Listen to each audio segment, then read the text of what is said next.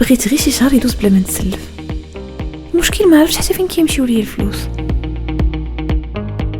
ماشي غير بوحدك، بزاف ديال الناس كيعانيو من نفس المشكل، والسبب ماشي دائما قلة الفلوس، ولكن غياب واحد التنظيم واضح للمصاريف. كنصرفوا بلا ما نردوا البال وما تيكونش عندنا هدف واضح كنخدموا عليه.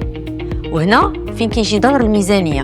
الميزانية ماشي هي واحد الورقة أو جدول فيه أرقام، هي وسيلة كتعاونك باش تكون عندك رؤية واضحة على فلوسك، شحال دخل ليك، شحال صرفتي، وفين كيمشيو فلوسك، من المصاريف الكبيرة حتى للصغيرة. الميزانية كتعاونك تنظمي أولوياتك على حسب الأهداف اللي عندك وتاخدي قرارات أحسن. باش تبداي طريقة بسيطة، غادي تقيدي المداخيل والمصاريف ديالك، غادي تفرقي ما بين الضروري والكمالي، وغادي تحددي واحد الهدف بسيط طريق فاش بغيتي توصلي ليه. هكذا غادي تحمسي فيما يكون عندك شي مصروف، غادي تفكري مزيان واش هذاك المصروف محتاجه ليه، واش تقدري تاجليه، واش تقدري تنقصي منه او لا ديري منه بناقص بلا ما تحرمي راسك. وضع وتتبع الميزانية بحال اي سلوك، باش نتمكنوا منه خاصنا نبقاو ندربوا عليه بانتظام حتى يولي عندنا عادة، وهكذا كتولي كتحكمي فلوسك، واثقه في قراراتك، وكتقربي لاهدافك، حيت فلوسك خاصها تخدم عليك ماشي العكس. ايوا كوني ذكيه مع الفلوس.